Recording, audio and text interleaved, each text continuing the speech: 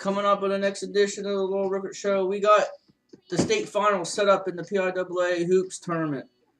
Flyers update. And a possible Eagle trade. All that and more. And now your host, Little Rickert.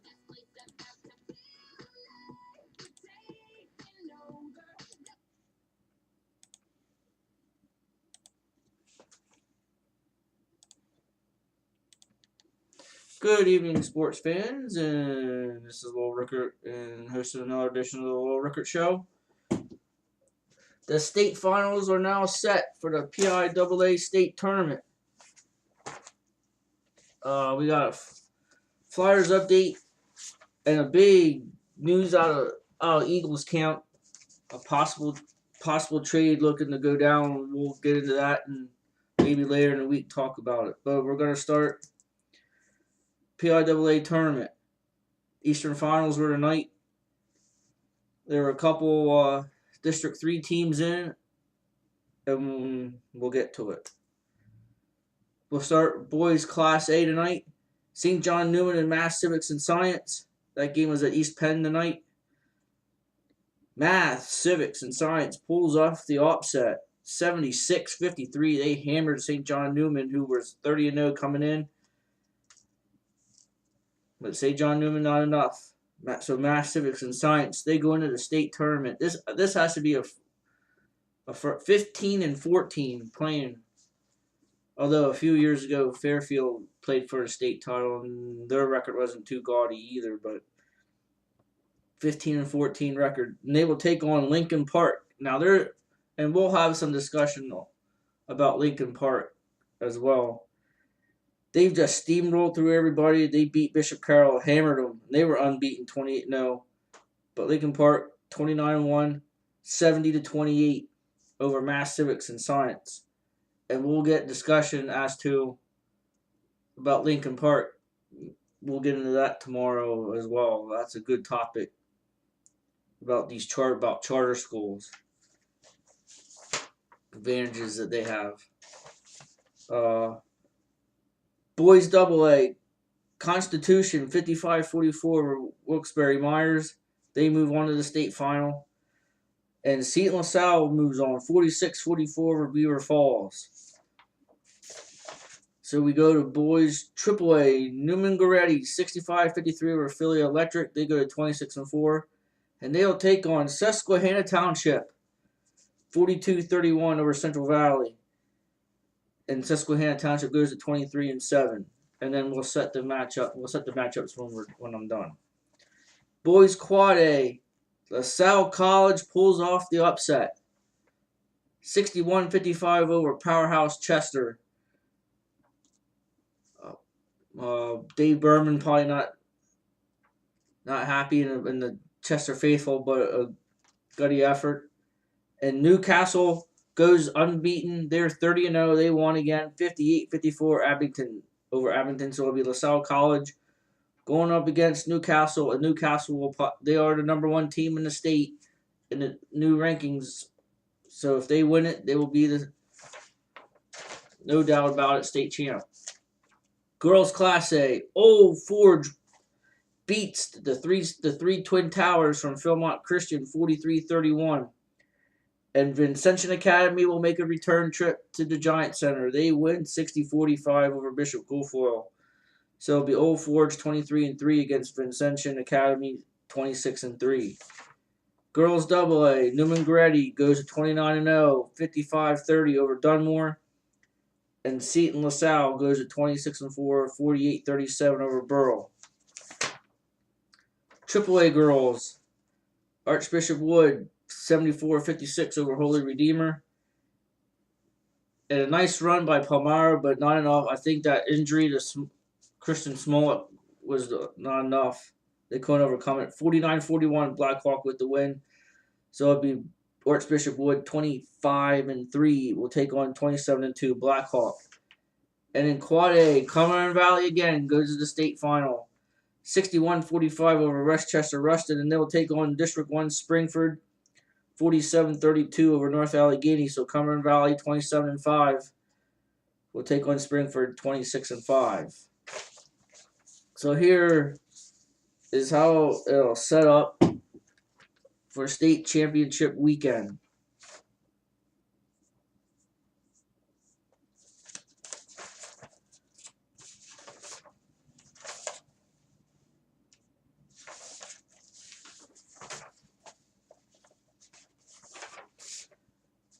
It'll go like this. On Friday, it'll be girls double A at the Giant Center at high noon Friday. Newman Goretti 29-0 will take on St. LaSalle 26-4.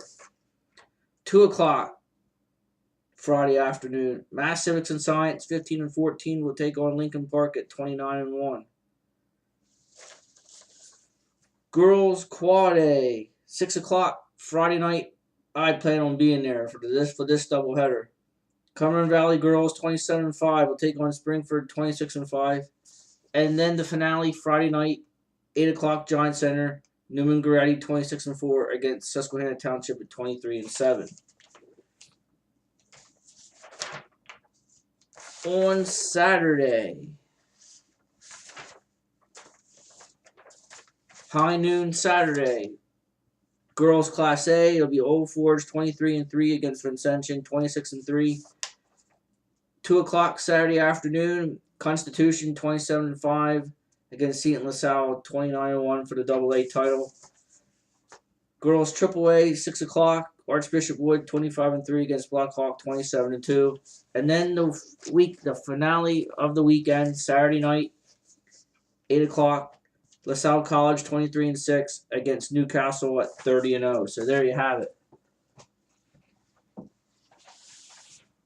Other news to go over tonight: Tiger withdrawals from the Arnold Palmer tournament in Florida. Back spasms. Bruce Pearl today, this afternoon, signs a 6-year deal to become the new head basketball coach at Auburn. No terms disclosed. And in one play-in game for the NCAA tournament, Albany beats Mount St. Mary's 71-64, and they will get the pleasure to play in Florida in the next round of the tournament. Flyers tonight, 3-2 overtime win over the Blackhawks. Claude Giroux goal from straight at 4:55 in overtime with the win. Hartnell added 2 goals in the first period, and that came after Chicago scored first 2 goals of the game in the first 3:51 of the first period. Comeback scored 2, and then in overtime pulled out with the Giroux goal. Flyers outshot Chicago 37-25, and both teams combined to go for 0 for 8 in the power play, and Ray Emery gets the win tonight.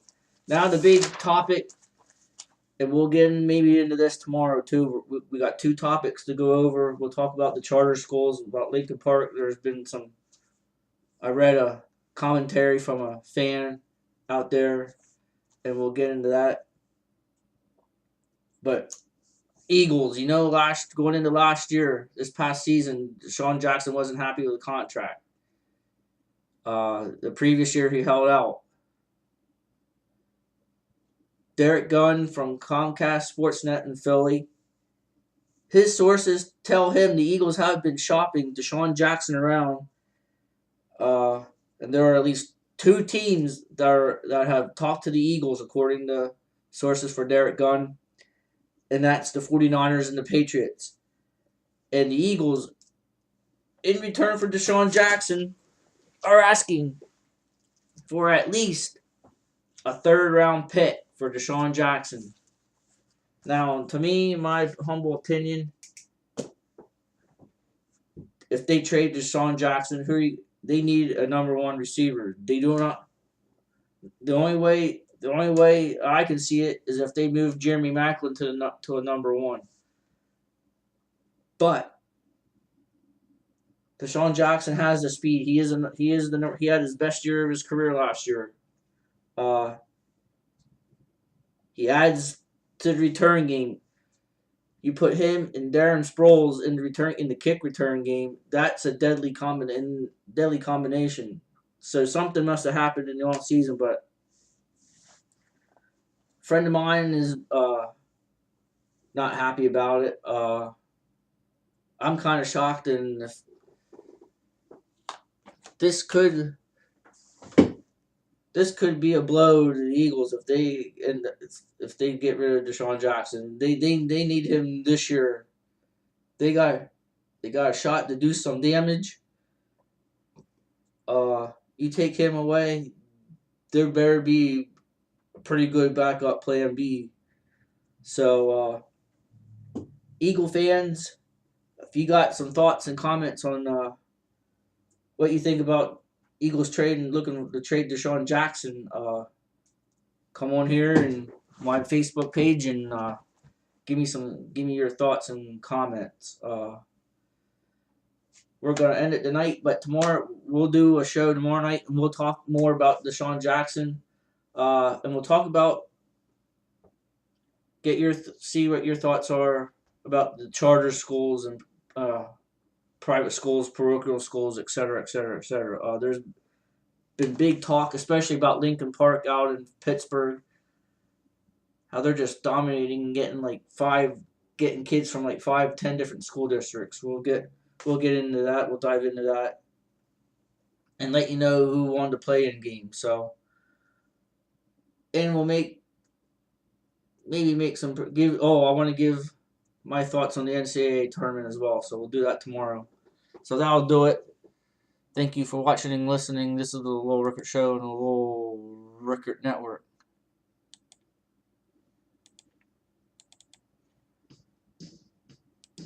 Thanks for watching, and we'll see you tomorrow night.